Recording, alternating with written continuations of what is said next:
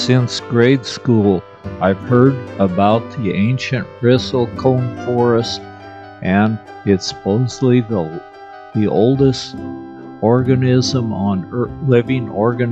on Earth, and they grow extremely slow. So I'd heard about them all my life, but never had a chance to go see them. So now I'm going to take the time to do this. I think everyone should go see these very, very unique trees. These trees only grow at very high altitude in the tops of mountains, up to about 11,000 feet. We will make our way up a very windy road, first through the quake and aspen at the lower elevations near the water source, then into a juniper and pinyon pine forest. The pinyon pine are the ones that have the really big good nuts that the Indians used to eat and trade. Mile after mile, we wind our way till we get up higher and higher, up to about 10,000 feet.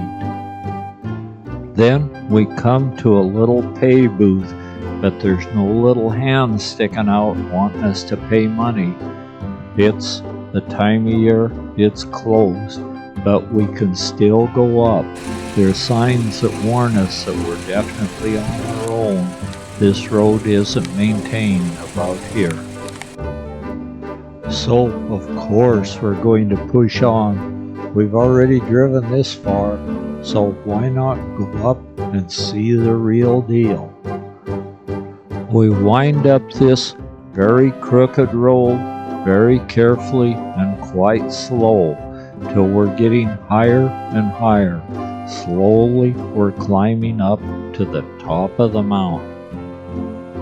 And finally we see the sign that says Ancient Bristlecone Forest up above us.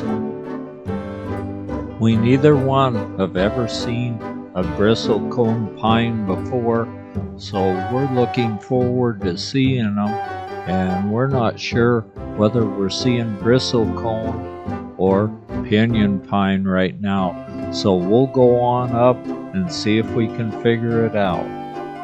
There's some very old looking pine trees off to our right, and to our left is an open meadow where no trees are growing. So we think we're probably getting close to the bristlecone if we haven't reached it already. And we're finally there. We see some information signs that are telling us about the bristlecone, and we're getting excited. This is more than we had bargained for. What beauties they really are. By now, we've reached the visitor center, and I've heard that they've got some very nice exhibits in there, so I'm going to go in.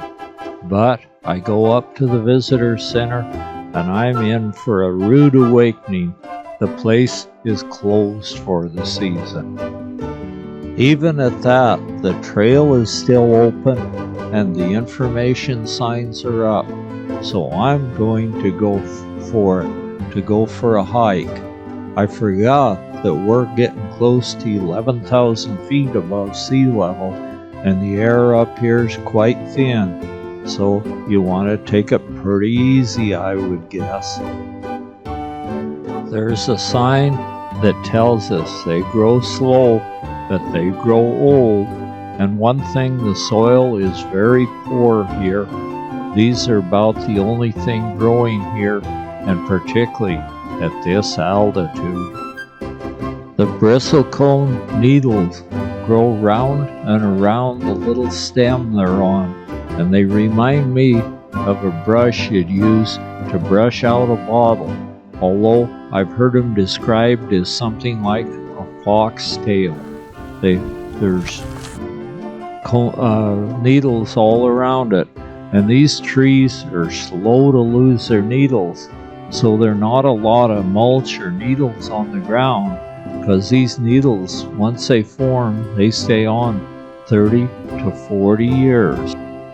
They grow tall, high up on top of the ridges, and so they're subject to lightning strikes, and it will kill a portion of the tree, but they're not too bad about burning. The forest fires don't do well in a bristlecone forest, but we do see several dead trees on the ground, and some of the dead trees, maybe not right here, but in certain places, they might be 11,000 years old. It's almost unbelievable. Think of the history of the earth in the past 11,000 years. These trees grow so slow that it's hard to count the rings in them. The rings are almost completely together, and so they grow dense and slow, and so even after they're dead, this prevents them from decaying right away. So it's a really dense wood, pine wood, and it's really, really pretty after a few centuries. Some of the trees have peck holes where probably a woodpecker's been going after it, and some of them grow with many trunks, and others a single trunk, straight and tall, and it's said that some of them can be as much as 50 feet tall, which isn't tremendously tall for a pine. The wood just seems to last forever, even laying on the ground, and the pine cones, in some of the valleys, the pine cones fall off the trees and collect in the valley, and of course birds and squirrels and other things eat the pine nuts, but the precious seeds in some cases land in a spot where they start growing, but it just takes forever to grow a big tree. Even after a tree dies, due to the denseness of the wood, fungus can't really get in there, and they seem to stand here for a long, long time. The cones have to be pollinized about like most all the pines, and so then they start forming the little seeds inside, and it takes about a year for the seeds to be mature, and the cone falls down, and hopefully a seed or two will fall in a good place to start a new tree growing. By now, my pace has slowed considerably. I have to realize that I'm 82 years old, and I'm hiking a pretty steep little trail at about 11,000 feet above sea level. Some of the trees grow a trunk up straight for a while, and then they branch out in many different directions, and I think that's pretty common for trees that grow up about at the timber line. There's a post here that tells about the seeds. A seed may sprout, but only grow about 1 inch the first year, so it takes several years to get it up even a little.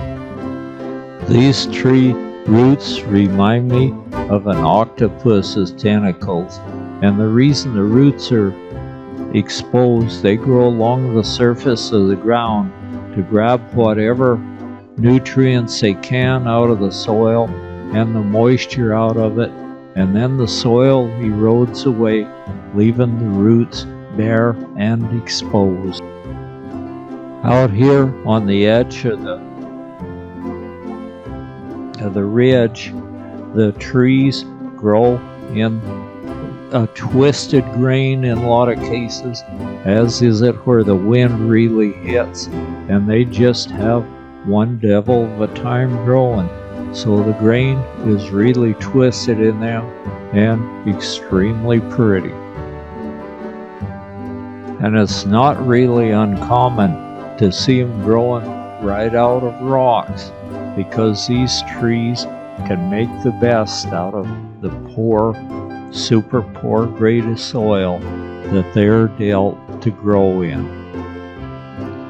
The trees are becoming more exciting, and the trail's getting steeper as we get into the rocks, and my breathing is becoming faster, but I really enjoy this, and I'm going to do it. One step at a time, I move out to the edge of a ledge here where the trees are growing really in multiple trunks and all sorts of shapes, and the trail is even becoming bigger and bigger rocks all the time. I'm right at a big old tree that's really had a hard time growing. And then, how about the baby tree that's decided to start growing right in the middle of the trail? Unfortunately, somebody put some rocks around it so it doesn't get tramped out. The winds are getting strong, and it's getting colder up here, and they tell me that this would probably be the last day of the year that a person can walk this trail, because there's a big snowstorm coming in. I haven't heard how it came out, but at that altitude, I imagine once the snow comes, it stays the rest of the season, so the place will be closed off. So I'm going to enjoy the warmth of my vehicle after I hike back to it, and we're going to go on. We're going to try to go down and find us a place to camp down at lower altitude. So through the bristlecone pine and down to the pinyon pine, we're heading down to the valley floor. And what a wonderful view of the surrounding mountains and the valley below. We're heading to find a place to camp. So we know of a hot springs. We're going to see if we can get in there.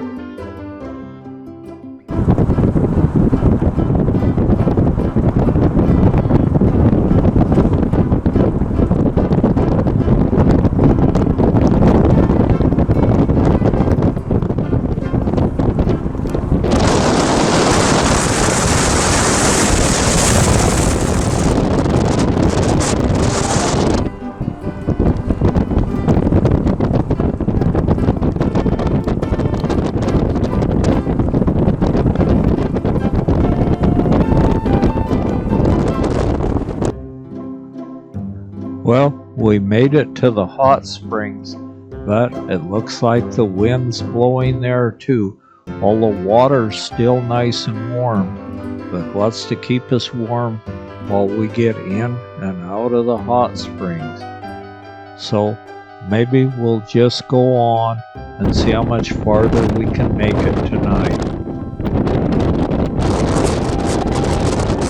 That cold wind is whipping through Marge's clothes, and she's not only getting cold, but having a hard time standing with that wind whooping it up. The reeds are moving and whipping in the wind, while some dust is blowing in the background. I'd really hate to see what our tent would look like if we put it up here. By morning, it would probably be nothing but a shredded mess. So we're moving on, heading toward Oregon. Through the scattered brush of this large valley, a lot of places they've plowed the sagebrush up where they have water and planted alfalfa hay. And so there's lots and lots of alfalfa hay here. And the clouds are getting prettier by the minute as we make our way northward toward Oregon.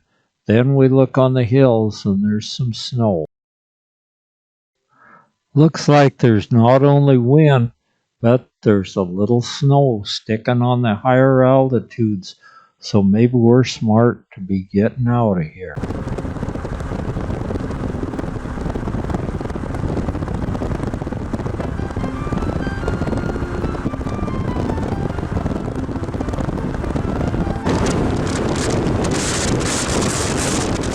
And at last, back to Oregon, we see the White Horse Ranch with the trees at their very best of fall colors as we go past this giant ranch in southeast Oregon. And we're heading for the Willow Creek Hot Springs. I hope the wind isn't blowing there, but it doesn't look like it is, so it might be pretty nice. Okay, how's the water? Oh, it's super good. Okay.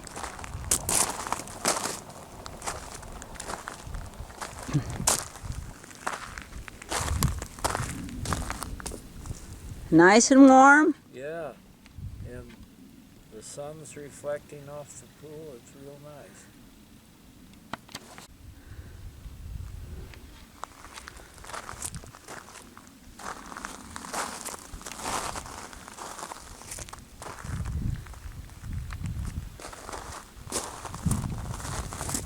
Okay. Kind of chilly, so there's no hot springers.